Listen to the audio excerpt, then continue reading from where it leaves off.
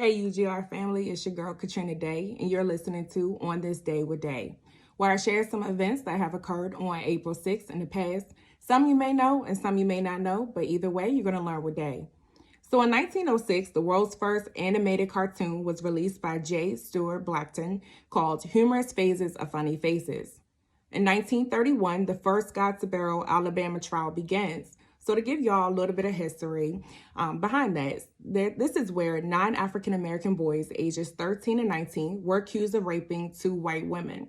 With no evidence, an all-white jury and arrest trial, all but the 13-year-old boy named Roy was found guilty and they were sentenced to death.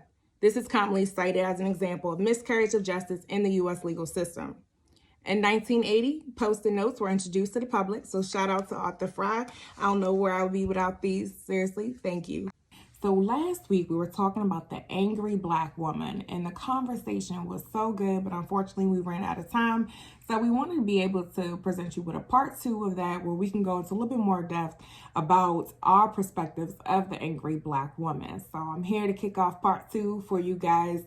But if you missed part 1, definitely go ahead and check that out on our YouTube page. So I was reading an article by Ashley Wendy, and it's called The Angry Black Woman. And in her abstract, she mentioned the following.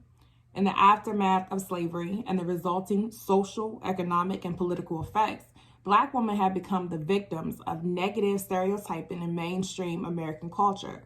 Such stereotypes include the myth of angry Black women that characterize these women as aggressive, ill-mannered, illogical, overbearing, hostile, and ignorant.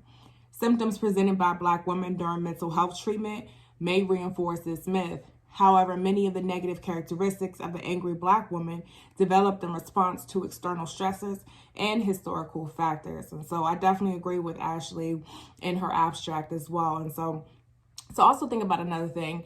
Anger is an emotion that all humans display at some point, whether you're white, Latino, or Asian. And so we are all human, we all have emotions, and it's important for all of us to be able to control our emotions.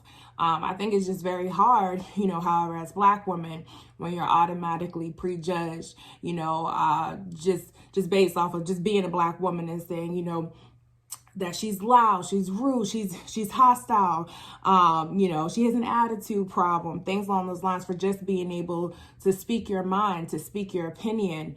They always shout out freedom of speech until it's a Black woman that stands up and now has a voice. And a lot with these stereotypes has caused some people afraid to speak up because they don't want to be perceived these things.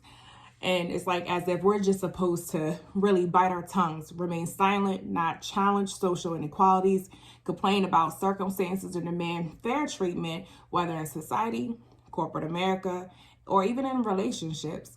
And so,